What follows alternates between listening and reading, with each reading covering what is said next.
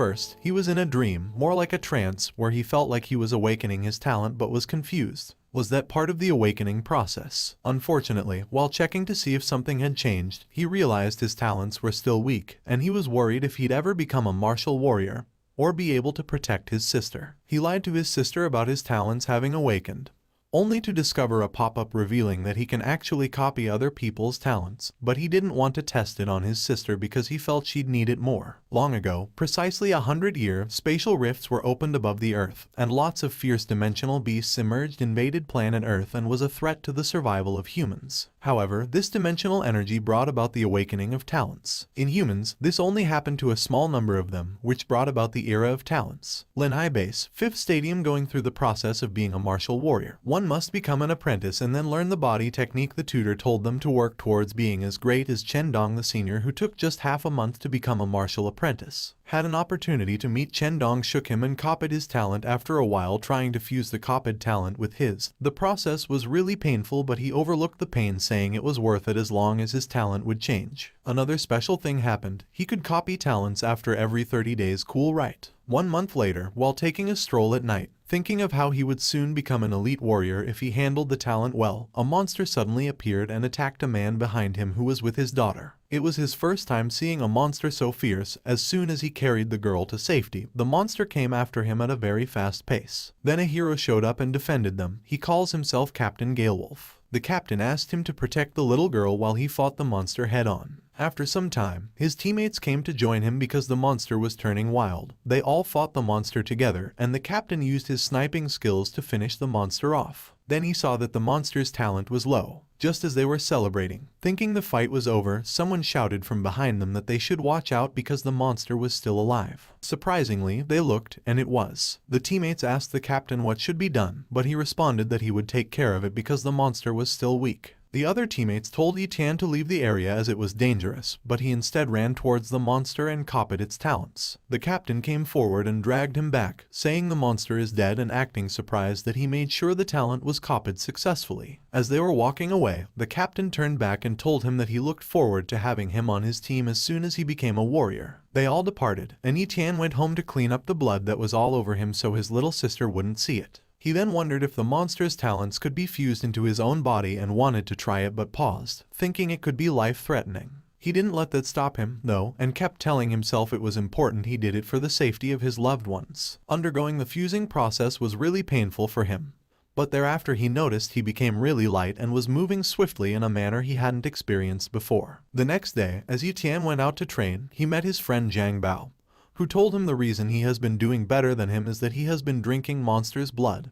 He said it helps one get faster and stronger quickly. Yitan was disappointed because his encounter with the Moon Wolf would have been the perfect opportunity for him to have done it. Then Zhang Bao told him of the way he could lay his hands on the monster's blood, which involved going to a wild zone made by the higher-ups of the school as an exam area, and the prize for winning that was the monster's blood. But Yitan declined to join his squad to win the monster's blood, and Zhang Bao was disappointed, saying did he know he did that because he didn't want to get exposed. Yitan proceeded to sign up for the examination in order to win the prize, which is the monster's blood, but was stopped by the registrar, who stated that Yitan had not even received an invitation and was already signing up. Yitan defended himself by saying he was already a martial apprentice, so he was already qualified to sign up. After signing up, he prepared a note for his little sister at home saying he'd be away for 3 days using the school as an excuse. When he got to the venue for the exam battle, he found out that there were more than he thought there would be and encountered a genius from the first academy named Mo Shaob, who seemed pretty arrogant and was confronted by another, but who could it be? Mo Shaob was confronted by Lai Yongxing, another genius swordsman from the second academy who had been defeated by Mo in the past but couldn't fight him because it was forbidden to fight outside the wild zone. So he postponed the fight until they got inside. Later on, the exam begins, but it's according to the order of the academies, 1st, 2nd, and 5th, which is the last. Zhang Bao leaves Yitan to go find the rest of his teammates. However, Yitan had already copied Lai Yongxing's sword talents while having a handshake with him. Then he went to a hidden place to fuse his newfound talent before going into the wild zone.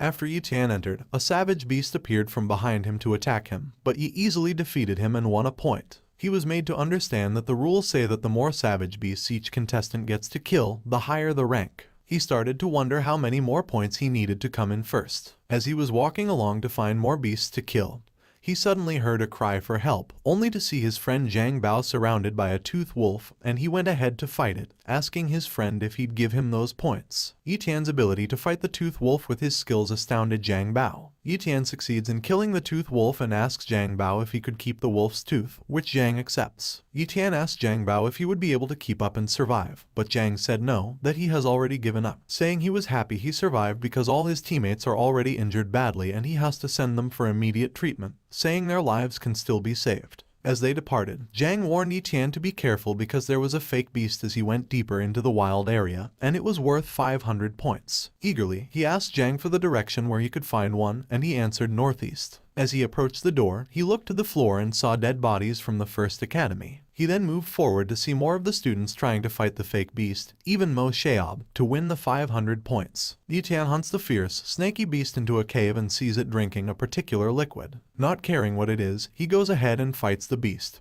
But it seems like the beast is faster than he thought with his skills and might. He makes sure he fights the beast, takes its eyes and the blood from its heart, and goes away saying he can't let anyone get their hands on it, not even Mo Sheob because Yi Tian had to come first in the exam. A few moments later, Mo Sheob and the rest find only the corpse of the beast and nothing else. Angrily, he swears to find the culprit and kill the person, whoever it is. Mo Sheob and his gang begin their search for the thief who stole the points, stating that they will search for everyone they meet and execute the person. Knowing this, Yi Tian decides to go into hiding, but he knows he can't stay hidden forever because the exam will be over in 3 days and everyone will be summoned to calculate their points. And they'll all know he was the one who killed the fierce beast, so he decides to lay low for a while and cultivate his skills to become stronger. Then he takes the bottle that contains the blood of the beast and drinks it, all of it, actually, regardless of the bad taste, saying he had to do it to protect his little sister. After taking it, he notices that the cultivation speed was 4 times faster than usual, which was a huge help in harnessing his talents, and decides to continue for the rest of the days left. 3 days later, while they were all coming forward to calculate their points, Lai Yongxing had 195 points, while Mo Sheob had 427 points but was accused of stealing other people's points, but it didn't matter. Mo Sheob announces that whoever is in first place is the one with 1,000 plus points, and if the person doesn't surface, he will be announced as the winner soon after someone approaches. It was Yi Tian, and everyone was surprised. As Yi Tian comes forward and puts his bag down for the announcer to calculate his points, she is surprised to see the eye of a monster and says he has 1163 points, which makes him the first in that practical exam for that year, and he is rewarded with 3 bottles of monster blood and 100k yuan in cash. Everyone was surprised and curious as to how he did it. Mo Sheob angrily asks his gang to run a background check on Yi Tian in secret. Zhang Bao proudly announces Yi Tian, but Al is the teacher, which is why he didn't seem happy about Yi Tian bringing glory to their academy. The teacher says he fears Yi Tian because he has angered a powerful family and will probably soon be dead. After the presentation of gifts, Mo Sheob confronts Yi Tian, saying he'd destroy him for stealing his points, but Yi Tian said he got those points with his own skills, so they're even, and if he still wants a duel, he has no problem with it, and soon they'll find out who's stronger amongst them. Yi Tian proceeds home to meet with his sister happily. They talk about the gifts he brought and the potion the monster was drinking, which, to their surprise, was a very powerful potion.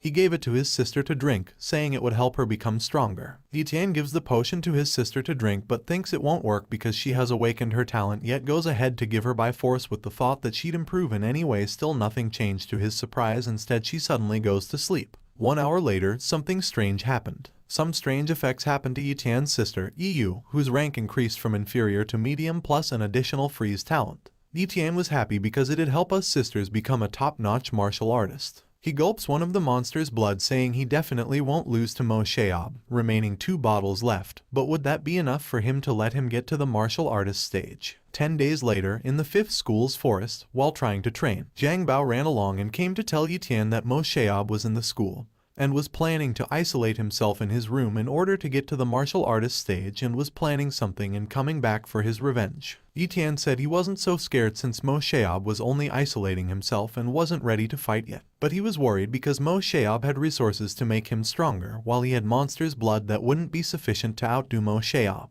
A month later, Mo Sheob was congratulated for already being a martial artist and said he was glad he was going and would return safely. After being congratulated by his family, Mo Sheob asks his slave about the status of the background check he requested on Yi Tian. The slave stated that he is someone without parents, money, or a worthy background, and it would be pointless for Mo Sheob to kill him and taint the family's image. So he agreed to send a dark shadow assassin instead to kill Yi Tian so he wouldn't be investigated. While going home one evening, Yi Tian suddenly sensed a negative presence, only to be attacked from behind. Luckily for him, he swerved the attack and asked the attacker who sent him. Fighting against the Dark Shadow Assassin was a bit of a hassle for Yi Tian because the assassin was invincible, but he was soon able to bring him down and kill him after realizing he was sent by Mo Sheob, who then copied his shadow talents and walked away. Yi Tian returns home to freshen up and goes through the assassin's belongings, only to find some money and a swords book that he found useful as he was about to train. He was worried because if Mo Sheob could send someone to kill him, surely his sister wouldn't be an exception, so he goes out worriedly to find her, which he fortunately did.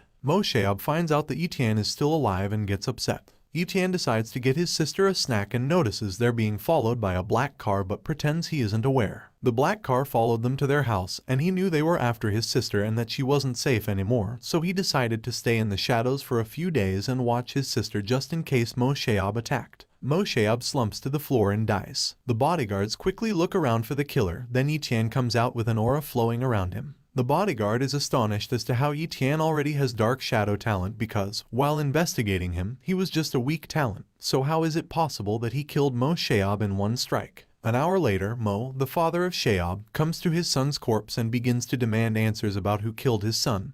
But no one seems to have an explanation as to what happened. When he saw the piece of paper, he assumed that a dark shadow assassin had been sent to kill him, and whoever did it was so when the Mo family's ancestor arrived. Moen began to tell him about how their family genius had recently died and he had recently made it as a martial artist, and how the great ancestor should help him exact revenge on his dead son because his dead son was supposed to be the family's last hope. Will Mo Sheob's death really be avenged? Will Yi Tian be exposed? Rumors of Mo Sheob's death were already flying around, and no one was suspecting Yi Tian in any way. He was able to create a diversion, but would it last long? Zhang Bao runs to Yi Tian to tell him how lucky he is that Mo Sheob died before he could even take his revenge as regards the Wild Zone exam he passed. The next morning, Yi Tian sets out to train in the wild area to cultivate his skills, saying he needed to become stronger and break through as a martial artist. Just as he was about to train, a violent beast appeared, and his strength seemed pretty strong. But he fought it and decided to take its talents. As Yi Tian fights the monster and tries to hit it at its weak point, he notices that the monster seems stronger and killing it won't be possible, but he'll fight it anyways because he has to copy the monster's defense talent. He sees a dark shadow talent, but still, nothing happens to the monster. Where exactly is the weak point of the monster? Tian then reasoned that the weak point was the cow's ass and proceeded to strike it. To his surprise, it wasn't his sister, but a lady with genius talents, and her assistant began shouting at Yi for calling her boss little sister. She later apologized after being cautioned by her boss and decided to make amends by inviting Yi to their store to sell his junk for double the actual price. The slave then invited him to the second floor of the building and asked him to sit. The young lady started calling him a VIP. Yi Tian asked how a commoner like him was a VIP and needed clarification. She answered by saying it's actually because he's a commoner and has no connections with nobles that she's referring to him as a VIP. Yi Tian didn't like her countenance because she seemed pretty cold, unlike his sister, Yu, who is cute and lively. The lady then went ahead to clarify that the reason why she invited him to tea was that she wanted him to join their martial hall. It was a great opportunity for Yi Tian, but he hesitated because he felt once his talent was discovered he could be killed, and he didn't like the idea of that. The lady asked why he was hesitating on such a great opportunity, and he gave an excuse, saying he didn't want to turn out like the rest. The lady insisted that she was different and he didn't need to give a response yet, and he should just study her for the time being before making up his mind and taking off. He had already made up his mind that he needed to focus on being stronger to be able to stand in a powerful place, and he had already copied the talent of the young lady and gone into fuse mode. Yi Tian returns home and gets a warm welcome from his little sister. He tells her about the good news of him becoming a martial artist. She was excited and wanted to tell the ancestors about it, but Yi stopped her, saying once he found a treasure he'd help his sister get better and become a martial artist. Yu picked up a pair of scissors and decided to give Yi Tian a haircut, saying he looked like a beggar. While he was making the haircut, he was reminded of the time their parents died and Yu had always been the one making his haircut, and he suddenly remembered the name Teratopsis nutricula, a ferocious monster that has a recovery talent. He hurriedly ran to the treasure book he bought earlier on to find out if it was really true and not just a superstition. Lo and behold, it really did exist in the Death Sea area. Excitedly, he thought of copying that type of talent so his sister wouldn't be worried about him ever getting injured. Yu wanted to dissuade Yi Tian by saying those childhood stories were all fake, but Yi Tian said they weren't. He stopped cutting his hair to practice a skill and decided to go hunting for the sea monster in a few days, when he should be strong enough to face it. After 30 days, Etienne sets out and goes back to the martial pavilion. He meets the slave, saying he wasn't there to see the lady but instead wanted to buy something instead, a sea map. She goes ahead and sells it to him, saying it's a really dangerous place and no one that went there made it out alive, so he should be really careful. Etienne reaches the arena and sees it has a very creepy atmosphere, and that danger could come from anywhere, so he decides to use his dark shadow talent to stay low and observe. Just as he was doing that, he saw the lady from the martial pavilion fighting a top-tier ferocious beast without another warrior, and the other warrior was beckoning for the lady to go back so he could handle it on his own. As she turned around, another beast appeared from behind her, and knowing they were in trouble, she went ahead to assist them. The warrior shouts out to the lady to watch out that a monster is coming. She automatically unlocks a talent called Secret Art and strikes the beast, and was impressed, but it appears that they haven't noticed his presence yet, so he decides to withdraw, seeing as Yu Ling the lady appeared to be more powerful, and his skills wouldn't be able to compete. The warrior told Yu Ling to go back, saying her secret wouldn't last long and it was important the treasure they came to get was kept safe. Etienne wondered how impotent a weapon was since it had already killed so many people before she was struck by a beast and knocked unconscious. Etienne carried her and the treasure into a cave, saying it'd be safer that way and assuring her that he wouldn't snatch the treasure away. While in the cave, he notices Yulin's resemblance to his little sister, except she has a mole on her face. Yuling was still unconscious, which worried Etienne. After a while, she awoke and was surprised to see Etienne, who asked what he was doing there. He answered that it was only a coincidence and thanked him for his shirt and wondered what he could be doing there all alone, and admired his boldness, concluding that she must make him join her martial pavilion whatever it took. Etienne was curious about how she was able to carry so many treasures and wanted to learn how Yu Ling used the opportunity to bring up his joining the martial pavilion to learn more, but Etienne declined, saying he was tired, which upset her. When Etienne awoke the next morning, Yu Ling had already left, and there was a box nearby containing money and some monster's blood. He began to wonder if she had left it on purpose. Etienne sets out and found some graves. He begins to wonder if it was Yu Ling doing and said it was a caring gesture. As he proceeded further, he saw an umbrella and remembered it was the one Yu Ling used during the fight with the sea monster. He then takes it to keep it to himself. As he opened the umbrella, he discovered it was a waterproof item that can also allow him to go underwater without any harm. He then went underneath and unleashed his dark shadow talent so as to not be noticed easily by any monster, but that didn't keep him low for so long. He almost got noticed by a beast at first, so he dove deeper into the water to hide, only to be discovered again by another huge, ferocious beast. Only this time it wasn't just any beast. It was the beast with the recovery potion, so he hurriedly copied the talent and devised a plan to run into hiding before being noticed by the beast. The Linhai base was lacking lots of resources due to its size and wanted to expand to be able to trade with a medium-scale base, which would bring them lots of benefits and also help cultivate the talents of their artists. They wanted to become better, so they decided to create a loot operation that allows only the best warriors with a good rank to apply, and the rewards seemed really good. Also, whatever the contestants won belonged to them personally, which made it fair. Etienne wants to participate but at the same time doesn't want to draw attention, which might lead to trouble since he had already become an elite martial artist. And the Mo family was present too, so he went forward to the testing stone which tests one's combat ability, and was hoping it'd only appear as a martial artist medium rank. When Etienne and the others go out to fight some beasts, the leader requests that Etienne work as a team with them, and after they bring down the beast, everyone was impressed with how someone his age could do that, little knowing that he didn't want to show his true power. Just as they were about to celebrate their victory, they were surrounded again by another set of wolves. They began calling for help from the other teammates, saying Team C was in danger, and they needed backup. Unfortunately, Team B declined their help request, which left Team C disappointed. The leader asked the rest of the team to quickly run away while he took care of the beast, but they refused, saying since they all came together they'd have to leave together. The leader still insisted that they should go, especially Yi, who's the newest teammate. Then Etienne showed his true powers. The rest of them said it was impossible, that how could he have the aura of an elite martial artist. Etienne said they all needed each other now or the entire Gale Wolf team would be wiped out, leaving them behind, and continuing to hide his true power would be considered inhuman. Etienne thinks revealing his power to the Gale Wolf team shouldn't expose him to any danger or trouble. Etienne manages to bring the rest of the team to safety, and they thank him and decide to go back. But Etienne says he isn't going back yet because he still wants to dive deeper and test something. Everyone looked at him with worry due to what they had all encountered, but Etienne reassured them that he'd be fine. The others ask the captain if they should follow Yi, but he declines, saying they'd only be a burden, and since he has great combat abilities, that should be enough, before encountering more stronger families or complicated situations since his power would soon be out. Etienne wanted to test how strong his recovery talent was, so he decides to go into the nest of the monster and finally found the one he'd fight with. From afar, the other teammates saw the fight had started. Etienne thinks dangerously. He decides to play a game with the monster. The game was to get burned by the monster's fire to death. If he recovers, the monster gets killed. The fight lasted for about an hour and it seemed like Etienne won. A big mission was going down between the Mo family and the Lin family. Etienne goes ahead to peek from afar to see what's going on, but is caught by a smart old man, who immediately notices Yi is an elite martial artist and summons him forward to know why he was snooping. Yi then claims he heard about the mission and wanted to help, but no one recognized him. They all claimed he was not from any of their family. Suddenly, a man says Yi is from their family, the Lin family. He did that to steal Yi because it was a great opportunity to have an elite martial artist on their team for free. Yu Ling and her assistant grumbled, claiming that Etienne was only the property of their martial pavilion, by his little sister Yi Yu, complaining of how all Etienne does is come home and sit at a spot.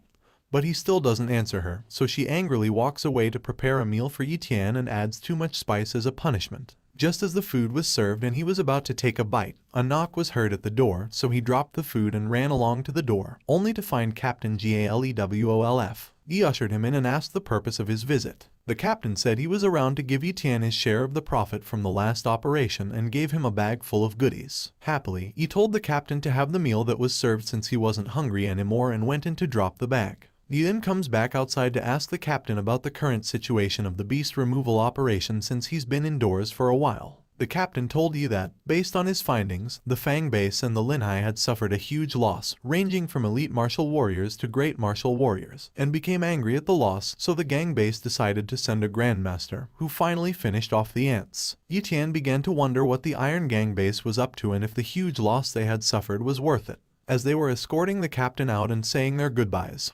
someone approached them and asked for Etienne, saying he was the butler from the Mo's family and was there to invite Etienne, especially for a meal with the family, but Yi declined, saying he didn't feel like stepping out, and the butler became enraged and tried to attack Yi, but Yi quickly swerved and the butler was hit instead. The butler quickly goes to report the incident to the family's ancestor, which makes him angry and furious because once he's dead, there will be no one in the family to carry on the legacy, so he tells his son to capture Etienne and snatch him in any way before the Lin family does. His elder son didn't really like the idea, but there was nothing he could do. Whatever his ancestor said was final. Etienne isn't safe anymore. The Mo family sends a group of warriors to capture Etienne, but instead, dead bodies begin to fall one by one, leading them to believe he sent a dark-skinned assassin to kill them. But Etienne finally appears, and they are all surprised, but they still charge to capture him anyway because a job had to be done, which is to capture Etienne. Mo Sheob's father, Mo En, was among the warriors. He begged Yi not to kill him, but Yi declined, then confessed to killing Mo Sheob.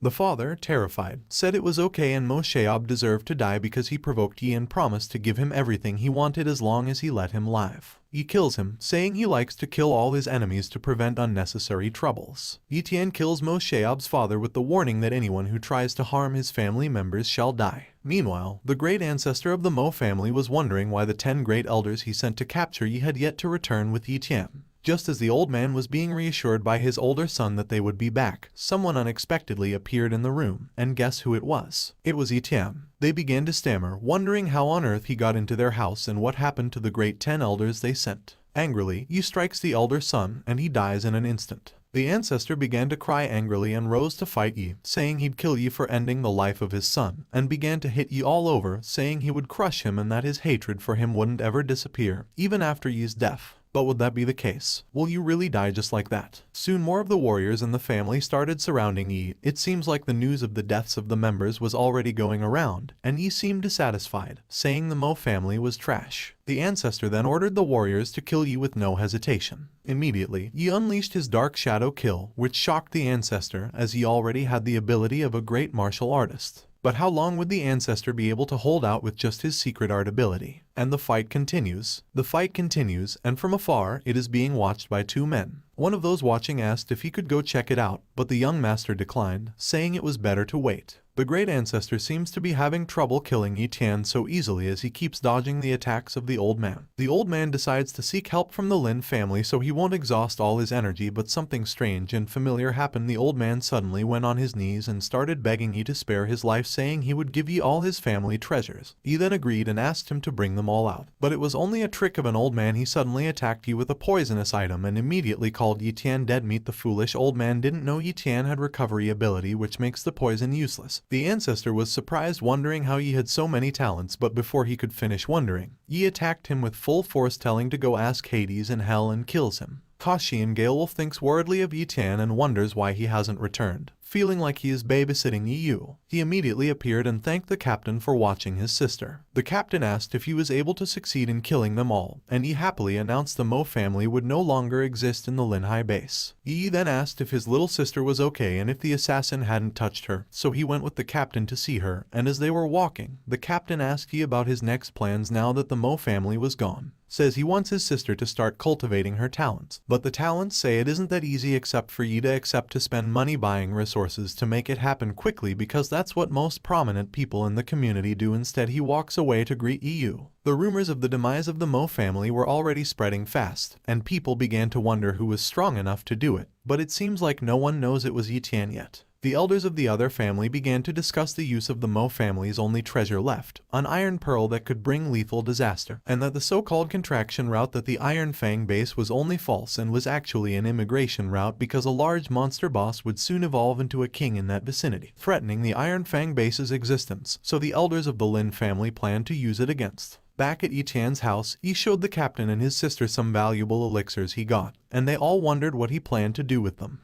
His little sister suggested he get a wife, but Yi disagrees and keeps talking about how real and expensive they are. Because of the sudden threat of the ferocious beast, Yi Tian is leaving again to go into Xiao Kaianyi Forest to get another ability. It's getting so bad that even two ancestor masters can't hang in such a fight for long. So Yi Tian plans to become stronger and pleads with the captain to take care of his sister in his absence, and promises he won't take long. Just as he was about to leave, a troop of riders from the Linhai base came through, led by a young genius from the Sun family. Yi noticed the young genius's talent and went to the forest, saying he had a bad feeling. Yi Tian's mission in the forest is to find a Black Panther wolf and copy its speed talent to upgrade his own and become better, but so far he has only seen the footprints of one and not the actual wolf. He suddenly noticed a strong energy wave which seemed like two ferocious beasts were fighting, and decides to go take a look, and he saw a rare gold silk dragon leopard which is stronger than a black wolf panther. He immediately agreed, naming the little beast Xiao Jin, his first pet beast, and patting its head to immediately copy its talents. Yi goes to attack, aiming for the enemy's weak point first to strike,